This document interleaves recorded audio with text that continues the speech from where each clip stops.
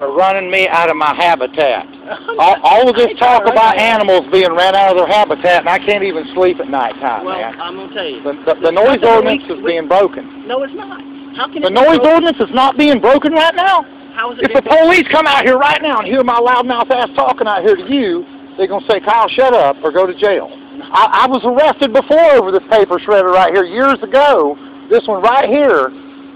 Remember, for 2 days, I laid in bed sick with a flu, lost 20 pounds, and then they put my ass in jail for 2 days because I got tired of hearing that machine right there. Then they spent $8,000 on it to quieten it down. Yeah. They said, Kyle, that's all we can do. I said, okay, great. That's all you can do, man. Okay.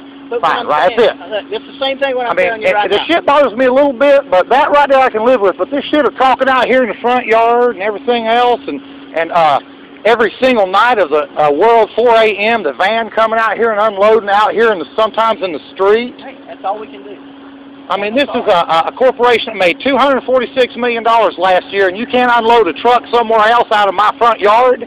This is our yard. This is our yard, okay? That is your yard. This is a county. There's a noise ordinance, though. You don't want me bothering you, do you? Do you want me to come to your house and talk loud and fuck with everything and everybody and banging and all this bullshit beeping, blowing the horns every 5 seconds? We have to. Yeah.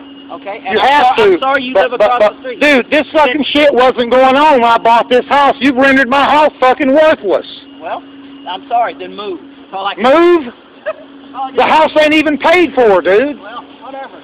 No, we can't do no more than what we can do. We try to be as polite as we can. Well, you're not being a good neighbor. You're not obeying the law. I mean, how we can't obey the law? We're in our own yard, just like you're in your own yard. If you play your music, because you're making noise, buddy. You make noise to us during the day. Buddy, I ain't made noise in years.